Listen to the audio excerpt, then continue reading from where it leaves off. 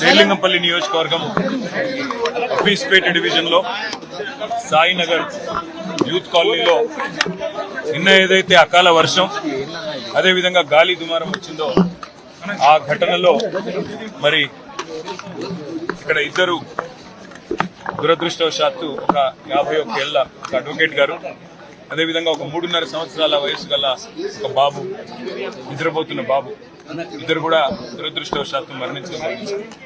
మరి ఆ గాలి దుమారం వల్ల ఒక దగ్గర పైన ఉన్న పారాపిట్ వాల్ ఏదైతే పైన కట్టిన కాంపౌండ్ వాల్ ఉందో అది విరిగి పడిపోవడం, ఇక్కడేమో పైనుంచి వచ్చి రాళ్లు వారు పడుకున్న ఇంట్లో వచ్చి డైరెక్ట్ గా పడడం, ఆ పడుకున్న బాబు మీద పడడం వల్ల ఇద్దరు కూడా మరణించడం జరిగింది. ఆ రెండు కుటుంబాలను కూడా గౌరవ ఎమ్మెల్యే శేర్లింగంపల్లి గాంధీ గారు, నేను అదేవిధంగా మా గౌరవ కార్పొరేటర్లు నాగేందర్ యాదవ్ గారు, శ్రీకాంత్ గారు, ఇంకా ఇతరులందరం కూడా కలిసి పరామర్శించడం జరిగింది.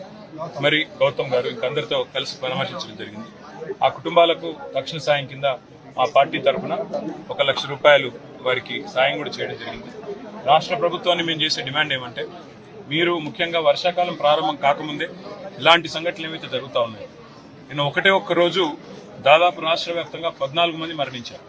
ఈ 14 మందికి కూడా తప్పకుండా రాష్ట్ర ప్రభుత్వం వెంటనే స్పందించి ఒక్కొక్కరికి 10 లక్షల రూపాయల చొప్పున మరి వారి మరణించిన కుటుంబాలకు తక్షణ సహాయం చేయాలని, ముఖ్యంగా హైదరాబాద్ లో దాదాపు 1 లక్ష డబుల్ బెడ్రూమ్ ఇల్లు మేము కట్టి అందులో ఒక 60,000 దాకా కేటాయించున్నాం.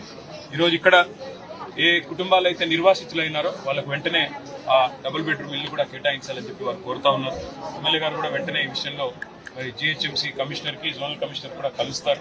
తప్పకుండా ఆ కుటుంబాలకు వెంటనే నైట్ షెల్టర్కో లేకపోతే, ఎందుకంటే ఇవన్నీ కూడా చూస్తే ఇప్పుడు మొత్తం 6-7 కుటుంబాలు ఇక్కడ నిర్వాసితులైనారు.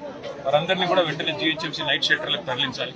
అదేవిధంగా ఆ కుటుంబాలకు డబుల్ బెడ్రూమ్ ఇల్లు కూడా ఇచ్చి, ఆల్రెడీ రెడీగా కట్టి ఉన్నాయి, అవి కూడా ఇచ్చి వారిని ఆదుకోవాలని చెప్పి కూడా మా పార్టీ తరఫున రాష్ట్ర ప్రభుత్వాన్ని డిమాండ్ చేస్తూ, మరి ఈ కుటుంబాలకే కాదు మిగతా కుటుంబాలకు కూడా తప్పకుండా మా పార్టీ తరఫున మా కార్యకర్తలు, మా నాయకులు ఎక్కడి వారు అక్కడ అండగా నిలబడతారని చెప్పి కూడా తెలియజేస్తూ, మరణించిన కుటుంబాలకు మా పార్టీ తరఫున మా నాయకులు కేసీఆర్ గారి తరఫున తీవ్రమైన సానుభూతిని, సంతాపాన్ని తెలియజేస్తూ వారి ఆత్మలకు శాంతి చేకూరాలని కోరుతూ, వారి కుటుంబానికి మనోధైర్యం కూడా భగవంతుడు ప్రసాదించాలని కోరుకుంటున్నాను.